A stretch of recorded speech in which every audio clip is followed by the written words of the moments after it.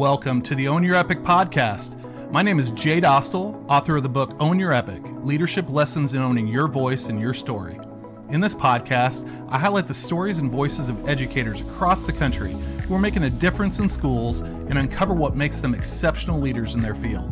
By sharing the voices and stories of others, we can all learn to appreciate that each of us is the author of our own epic and our experiences are relatable to others, if we are willing to share them. Let's get started on the Own Your Epic process.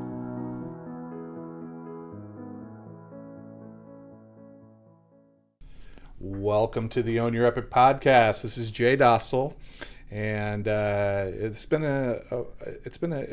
a journey trying to schedule this one. You know, we're in season 2 of this podcast, and I'm finally getting around to getting one of my other sisters on the show, and but it's a good one. I'm looking forward to the conversation today, but I'm not going to introduce her. I'm going to have her introduce herself. So why don't you tell us a little bit about who you are and what you do?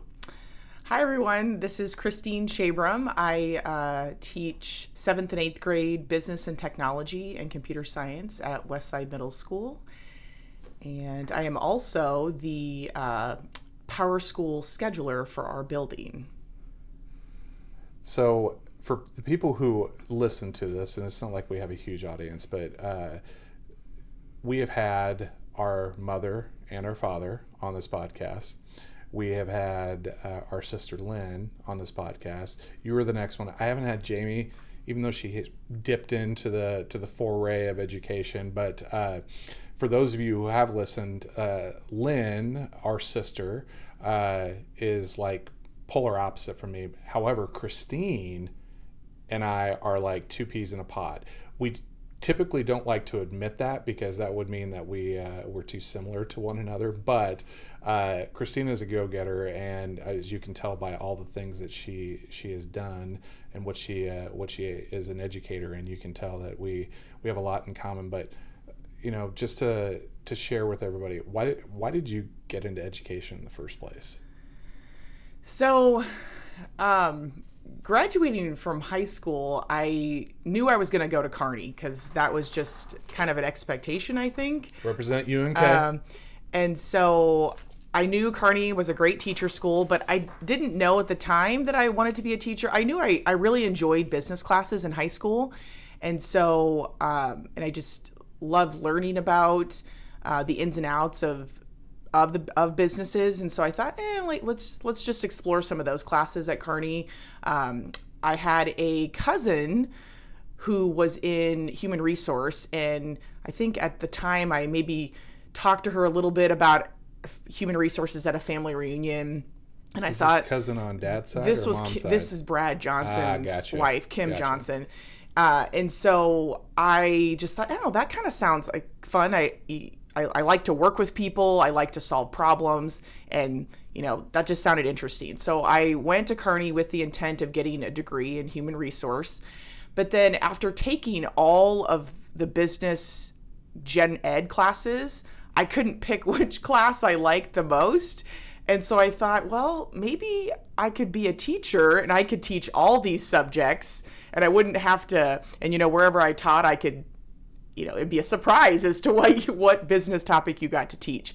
And so then it was probably my sophomore year, I started taking education classes and just fell in love with the idea of developing lessons. And I really got to hone in on my creative juices and create lessons. So yeah, that's kind of how I switched directions and became teachers. And then of course I fell in love with the faculty in the business education department. And so that just kind of sealed the deal. So how did computer science then come in after that and then translate into building a schedule for a middle school? Where did that evolve from? So wow, that's a story. I never took one computer science class in high school, and really didn't find my love for computer science until I took a summer workshop at UNO. And this would have been, I can't even remember, maybe, we'll just say 2012 maybe? Because that's when my daughter was born. But I took a workshop and I was like, wow, this is really fun. Like being able to problem solve. And I really, at the time, we did a lot with Scratch computer programming, and it was just really exciting. And so I was a self-taught computer scientist. I just started diving into anything I could find about computer science, computer programming, different jobs, and it was so much fun. And from there, I just kind of became the resident computer science person at our school. And then I got involved with the Computer Science Teachers Association, which is a national organization that represents computer science teachers. And I've been really involved with that organization. I was the conference chair last year in Chicago. I've served on the board for 2 terms there. So just really involved with that organization. So this is where I divert from the questions I told you I was going to ask you. Through all of that, it almost sounds as if you have a problem telling people no. Yes. So, gee, I wonder where that comes from. Well, no, because as you explore those different things and you find a passion for them and you get excited about it, people recognize that, and then they start coming to you as an expert. How do you go about? Because I mean, I know you. The listeners don't necessarily know you, but you're like, you've got 2 young kids. Your husband is an educator, and he's involved with summer baseball and all this stuff going on. You're involved with camps and Girls Who Code and all of this stuff. How do you set boundaries and expectations on your own time so that you can, still be a mom and enjoy those things, or do you not? Because I mean, I tell people all the time I'm terrible at it. Like I'm the pot calling the kettle black on this. I tell people to establish boundaries and expectations, but yet I don't do them myself. So how does that work for you? I pride myself on being very well organized and time efficient. So I just try to make it all work. I mean, and like you said, I think I married a person that also is just like me. We can't say no to people. We always want to be doing something for someone, helping out, and that just gives us satisfaction. I mean, that's the Christians in us, wanting to help others. And we do say no sometimes, but not a lot, because if we feel like what we're being asked to do is something that's going to benefit someone else, if it's going to help kids, that's why we do what we do. I mean, does it eat you up when you have to say no? It does. How much time do you ruminate on that? Like, I would say not much. I can't speak for Dave, my husband, but we do have lots of talks about, well, maybe we can't do that, but maybe we can do something else. So we kind of, try to justify. But now that our kids are getting older, I feel like we are saying no more, just because we need to have those times with our kids and give them, that childhood that they deserve, like that their parents were around and that gave them opportunities to do things. And yeah. How much do you think that need to serve, that desire to serve, that desire to put self before others, how much do you think you got that from mom and dad? Because I mean, I've told people before, and this was part of the conversation with Lynn, it was the conversation with mom and dad, that my experience growing up was mom and dad were always doing school related things. They're always helping their students, that it kind of forced us to become very independent. Now I'm the 3rd child, you're the 4th child, so that might look, I was already out of the house when you were still finishing up high school, but I always remember mom and dad just being involved so much at school that I really wasn't counting on them to attend my events and do that sort of thing. So it's a blessing and a curse, because obviously I wish they would have been able to, but I also know that they were serving their kids. And so did you ever get that same experience from mom and dad too? Like you felt like, maybe they're spending more time on their work as teachers than they are with families, and then how has that changed kind of the way that you and Dave are parenting? Yeah, I feel like I did get some of that, but Mom always told me I was the family child, and so I don't know really The what family child? I don't really know what that meant, but What am I, chopped liver here? no, but I feel like I maybe just had the qualities of, like, I always wanted our family to be together. And you can even see that now as we're older, Yeah. that I am always the one that's, hey, let's get together and have lunch, or let's organize something. And so it's really coming through now as I'm older that maybe that's what she meant by you are the family child. And so I got some of those, yes, qualities from Mom and Dad, but even as adult, I just am always wanting to help other people and to make them feel better, make them feel appreciated and wanted. And I do that through I do that through writing notes to them people, just, even just a simple hug. Like, I would say I was really sad during COVID because I love giving kids hugs. I mean, sometimes a kid just needs a hug, and I was that hugging teacher.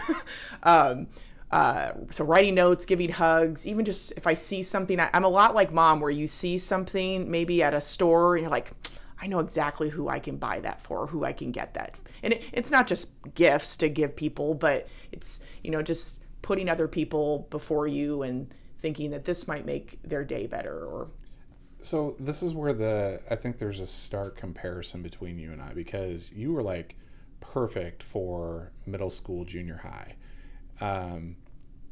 Because a lot of the stuff that you were talking about doesn't necessarily fly at the high school level. Like, I love giving fist bumps, I like being silly, that sort of thing, but it's not like you're going around hugging kids and it's just a different style. It's a different age in life. How did you arrive at middle school, junior high? So I did my student teaching in high school, and I just felt like I didn't really connect with that age group. So after student teaching, I just started doing some substitute teaching, and I had the opportunity to substitute at Westside Middle School. And I really just felt like I connected more with that age group. And even though in high school you dive deeper into topics, I felt like the basic foundation that is taught in middle school was more suited for the teaching that I wanted to do. And just even, I'm starting my 20th year of teaching at Westside Middle School. I love it so much. I love this age group. I love that I get to teach the content that I want to teach, but I also get to be so many other things for teenagers. Like I said, I mean, I'm the teacher that's going to give them a hug. I'm also the teacher that they're going to come and talk to you about if they have a problem. The teacher that gets jokes around. I get to be so many other things besides a teacher to a middle school kid. Well, the funny thing about this, and I think this is a credit to you and to Lynn, because when I came back to Westside, obviously you guys have your married names, and when I started talking to and getting to know some of the kids here, and we just started like, I have two sisters who work in the district. Who are your sisters? I said, well, Kristeen Shabram. Miss Shabram, she's your sister? I said, yeah. She said, oh my gosh, I love Miss Shabram. So you're obviously having an impact on them, and that's so cool. What kind of transition to a different question, but who have been your biggest influences on you, both personally and in education, and why? Well, just like you had said, our parents are both teachers, and I just think just seeing the impact that they had and all the things that they were involved in the schools that they taught in, that was just looking back now. I don't think at the time I knew this, but looking back now, they really were doers and servers for education. I mean, I just really felt like I guess I don't know if I really like that answer. Sorry. Well, no, I think it's good to like, it's interesting because unlike our siblings, you were the only one in our family who actually had the opportunity to be in the same school as our mom and dad, as teachers. Yes. Like, my son and daughter have experience coming to school with me as being principal and that sort of thing. But I mean, I tell people all the time, it was great. It was good and bad. It was good that mom and dad were teachers because you were able to relate to them. They were able to relate to you when you came home about high school issues because they were high school teachers, and mom with her special ed background. But then it was also good that they weren't in the same building, because I don't know if I would have been able to. You know this about me. I wasn't exactly I was the sneaky good kid. Like, I always did a bunch of stuff under the radar, and I got away with it a lot until I grew up and found out, I really didn't get away with it. Mom and dad knew everything, because the teachers and the principals at Westside were the ones who, they would call them up, so they knew exactly what was going on. How did that work for you, being in the same building as mom and dad? Did you ever have any run-ins or anything like that? Well, interesting enough, I switched to the high school that mom and dad taught at when I was, it was my second semester of my junior year. Okay.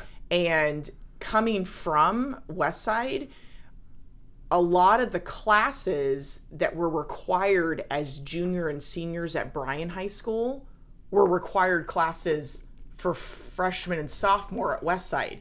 So I had gotten to Bryan, and I had already taken a lot of my graduation requirement classes. And I remember, because they were on a 4x4 block, and when you made that transition, it was like you only had to go one block a day. So I still had to take chemistry. I still had to take senior literature, but I took hobbies and crafts. I learned how to wood carve. And it was like the most exciting class I'd ever taken. Hobbies and crafts? Yes. Who taught that class? That was Hornbacher. Oh, nice. Okay. And then I also took I took a reading class. And then I also was a teacher helper for a science teacher. Like, I would... Like the teacher's aide or yeah, something teacher's like that? aide. Okay. But other than that, and then obviously I took a senior math class. But yeah, I didn't really have to take a lot of classes when I switched, and I also did their on the job training. So I would leave after second block, and then I would go and work at Barnes and Noble, and I would get credit for that. So I mean, it really wasn't. I wasn't there a lot of the time. I was only there for half of the day. And then, but as far as difficult, no. At that time that I switched, I was having some health issues. And so I felt, after I kind of got my health issues figured out, and I really just transitioned to, I wanted to be done with high school, and I wanted to move on and start my college career. Did that transition in high school, has that benefited you as a professional now? When, like in the district that we're in is, roughly a third of our student population come from different schools. So there's a lot of mobility. Does that help you as a teacher for kids who maybe move into the school, maybe who weren't in the elementary? Because, in a one high school, one middle school district, and then all of these elementaries, it's a very tight community, and then all of a sudden you've got people who are coming in who maybe didn't have the same experience. Does that help you as an educator, being able to make that translation from your transition in high school? It does, especially being a technology teacher, because the access to technology is not consistent across the board in all schools. I mean, it's gotten better, but I have to recognize that when students come into my classroom, they're not gonna, even know the simplest things of how to do a Command-C to copy, or like, they're not gonna understand how all the things on how to use this technology tool that's been given to them. So yeah, it does make me pause and think, how can I rephrase this? What can I do to help all my learners get to the same point as far as being successful with their technology at school? Gotcha. So it's kind of that question that I like to, because I think it lets people get to know you as a person. So, we all have stories. That's the whole point of this podcast, is to elevate our stories and amplify our voice. What is that one story, either professionally, personally, whatever, that you would tell people that would provide a glimpse into the person you are, that helped shape you into the person that you are? So maybe two stories. The first one will explain why there's two stories. So I did my student teaching at Westside High School. My cooperating teacher was Scott Persigal, and loved my experience with him. But the one thing I took away from that experience was that teaching is kind of, it's storytelling. And really, when teaching the content, you bring in your own experiences and you kind of intertwine those with the content. And that's what really reaches students, because students love to hear they love to hear stories. They love to hear about, how does what you're teaching me, how did this relate to you?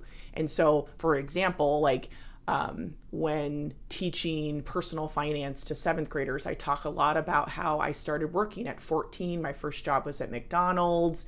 And of course, they have tons of questions about what is it like to work at McDonald's? And did you get to flip the burgers? Like, they ask all these, questions. But it's a way for kids to really get to know you as a person, not just their teacher, but also relate to the content you're teaching them. So that was one thing that Scott taught me that I will just forever be indebted to.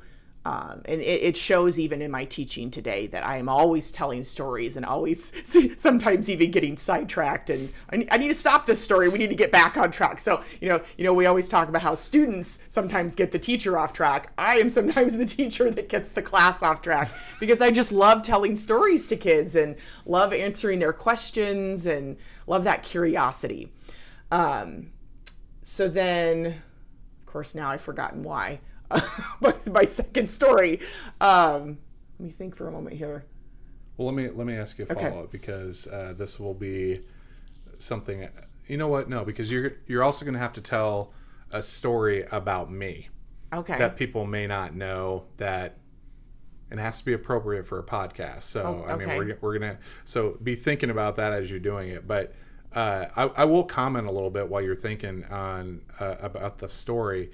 I remember you getting that job at McDonald's at 14, and I thought it was foreign, because there's a running joke in our family that the girls all started, 3 girls, there's 1 boy, the girls always started working at 14, 15. Jamie and Lynn were walking to Westroads Mall to work at Bishop's and all that stuff, and I didn't work until I was probably a junior or senior in high school. You were involved in sports. I was involved in sports and that sort of thing. But then, of course, Lynn would always say that I was the golden boy, because I was the only boy, so I didn't have the same expectations. So we had that ongoing conversation, a dynamic in our family. But it's just been really cool to see how those experiences in early years of our life have translated into the educators that we are now, because the one thing that is constant among all of our siblings is the work ethic. We're always doing something, almost to the detriment of ourselves, because we get so focused in on doing something that we sometimes we just get so focused on it. So, Melanie was sharing with me that when you guys were glamping the other day, you told her that you went down a rabbit hole with this underwater submarine. And what I didn't tell Melanie, that I'm telling now, and Melanie will hear this when she hears the podcast, I did the exact same thing. Like, I was looking up examples of implosions, and I mean, again, I went way, way, way, way down that rabbit hole. Do you think that curiosity, that need for more information, does does that come across in your teaching? Does it come across in your parenting with your kids? Talk a little bit about that. Absolutely. I mean, I'm just an information junkie. I'm a sponge. I love to absorb so much information, because even when I'm teaching a new concept, or even a concept that I feel comfortable, I'm always wanting to bring in real life examples of how this could relate. Like, for example, if we're teaching, again, going back to kind of personal finance, if I'm teaching kids on ways that they can invest their money, I'm not going to shy away from talking to them about going to the bank and getting a CD, or talking to your parents about investing in the stock market. You're not too young to start doing these things. And so I bring in, like, I have them actually look up different stocks that they could invest in. I have them track the stocks, like something that you wouldn't probably think a seventh grader would be doing, but why not? Why not let them get into this and start putting their money into something that potentially could benefit them in the future. So I'm always like digging in and trying to find more information, because I think also having that information helps to tell those stories, to make them more relevant to kids. Well, and I'm glad you brought that up, because I see the same thing in your two kids. Like, they are sponges. They're always wanting to know more, and they've got millions and millions of questions. They're just so inquisitive. So that's awesome. All right, we are actually towards the end. We're at 28 minutes, so I mean, I told you this was going to fly. And of course, I didn't remember that, but that's okay. You can clearly tell, I mean, just from me talking, that I am a storyteller, and I think that I also attribute that to our whole family. Even our extended family. We are storytellers, and that's just a way to. And for the listeners out there, just so you understand, obviously we have our mom's side of the family, which is a pretty large side of the family, but we've also got a family reunion coming up with my dad's side of the family. And my dad had 6 brothers and 4 sisters. We've got 40 some odd first cousins, and now we've got all the second cousins coming in. So large family, very loud people. It may not be coming across here, but we also have to tell stories, and sometimes those stories can go on for days. But all right, I'm going to give you an opportunity. You got to share some dirt on your brother on a podcast. I gave Lynn the exact same opportunity. She had a good one, but it's weird because you were, again, our family was spaced out. Like, when Jamie was a senior, Lynn was either a freshman or sophomore. I think there was love. But when Lynn was a senior in high school, I was a freshman. When I was a senior in high school, you were a freshman or sophomore. I can't remember. Mm-hmm. But we had those ages in there.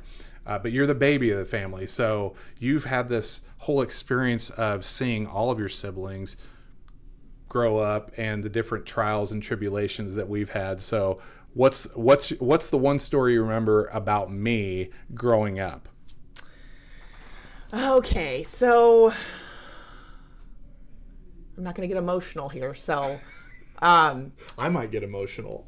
If there's one thing, and maybe I didn't know at a young age, but as I went through the rest of high school, and because I would actually enjoy those mornings of you driving me to school. I mean, even though you would be yelling at me to hurry up and get in the car, I would enjoy those little moments that we would be together. We probably wouldn't talk because I was mad at you for yelling at me. It was the 84 Chevy Cavalier hatchback. Heck yes. But, and we wouldn't really even see much each other at school. And then even when we went to college, we wouldn't see each other, even when we were living right across from each other, because I was in the Kyle house and you were in the SIGAP. I always knew, even looking back, I always knew you were watching me. You had my back. Like, you always knew what was going on with my life. And it kind of weirded me out sometimes. Like, how do you know that I did that? And you never told me, but you knew. It's almost like you had little people watching me, my every move. That's what big brothers are for. Exactly. And it at times it maybe kind of annoyed me, kind of scared me, because I'm like, really? Like, why do you know that? But I appreciated it because I felt like maybe you were like like a guardian angel or someone that was watching over me, making sure that I wouldn't do something that was maybe going to disrupt my future plans. I mean, because we were both in school to be teachers. Yeah. And so you had already kind of walked that path of what I was walking. And so you kind Thank of... goodness there weren't cell phones around by that time. Right? But yeah, I think that's probably the thing. And even now, just I really enjoy our conversations. I think we still do butt heads on things. But I said that when I found out that you were coming back, I was like, oh my gosh, it's like a blessing. Like, this is the way it was supposed to be, that everything has come full circle and you're coming back and we're all going to be in the same district. And it's the family child in me was like, oh my gosh, this is just so great. I love it. And see, that's the crazy thing. I'm glad you shared that story because, like, all of the things that you are strong in are not necessarily my strong suit. Like, yes, I made sure to know the big brother in me. I mean, I'm going to be a protector. Even with our two older sisters, I always want to make sure that I'm protecting, but I'm not the soft, feely guy who is going to be gushing over, hey, let's get the family together and do it. Like, I don't have that. If I happen to talk to mom and dad, or if I happen to talk to you, once a month or something like that, just short period of time, like my bucket's filled. And I know that's not the same with you because you crave that. And so I think that us coming together again is really awesome because we are relying on each other's strengths. Because and Melanie knows this, my wife knows this about me, that again, if it wasn't for you, Kristeen, if it wasn't for Lynn, if it wasn't for Jamie, you guys might see me once a year for about 10 minutes and it'd be good for me, but it wouldn't be good for you. And so we complement one another. And so as much as I try to access my skills to be the protector of you, I also know that by you guys doing those things, you're protecting me too. And so the feeling is mutual on that one, Chrissy. So, love you, bro. I love you too, sis. So we are at the end of the podcast. Kristeen, it's been awesome. I'm sorry it took so long, but I have more stories to tell. Well, we might have to have a part 2 because Lynn probably is going to have a part 2 as well. We just have a lot to talk about. We haven't even barely touched on education. I mean, there are just so many stories out there that I think are that you have to tell. I just need to get better at asking questions on that. But this has been great. We'll definitely schedule something soon. For everybody else, that is the podcast episode for this Own Your Epic podcast. Kristeen Shabram, you can find her at Westside Middle School. You can look on her website if you ever have any questions about business, computer science, building a master schedule, PowerSchool. I mean, honestly, if she doesn't know, she's going to figure it out, and she'll probably dedicate a lot of time to get that answer to you as quickly as she can, because we are siblings and we're wired that way. So thank you again, Kristeen. Thank you to all the listeners out there. Please head on over to ownyourepic.blogspot.com. Check out the Own Your Epic book and past podcasts, and we will see you next time. Thank you for joining me on today's podcast. To find out more about Own Your Epic, check out my website at ownyourepic.blogspot.com, where you can purchase my book or subscribe to all the latest blog and podcast updates. Until next time, own your epic and share your voice and your story. It matters and can make a difference in the lives of others.